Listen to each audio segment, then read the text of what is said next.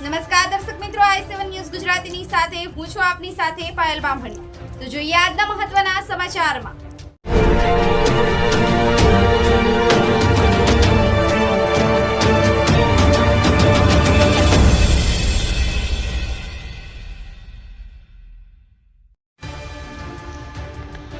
દાહોદ જિલ્લામાં ભારે વરસાદને પગલે નુકસાનગ્રસ્ત રસ્તા અને કોઝવેની મરમ્મત માટે ખડેપગે કામગીરી કરતું માર્ગ મકાન વિભાગ જોવા મળ્યું। વરસાદના હળવા વિરામ બાદ દાહોદ જિલ્લાના કેટલાક નુકસાન પામેલા રોડ રસ્તા અને કોઝવેનું સમારકામ કરી વાહન વ્યવહાર પુનઃ શરૂ કરવામાં આવી રહ્યો છે।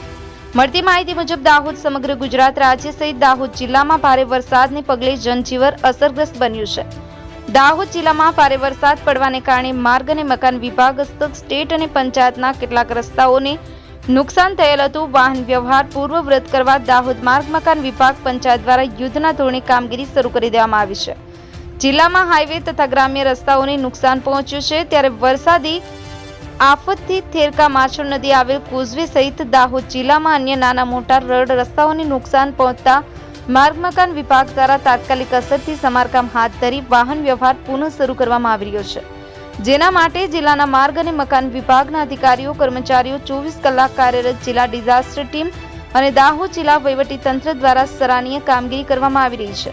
બ્યુરો ચીફ કાળુભાઈ ડામોર સાથે cameraman Sinsing Baria, i7 news Gujarati, Dahod.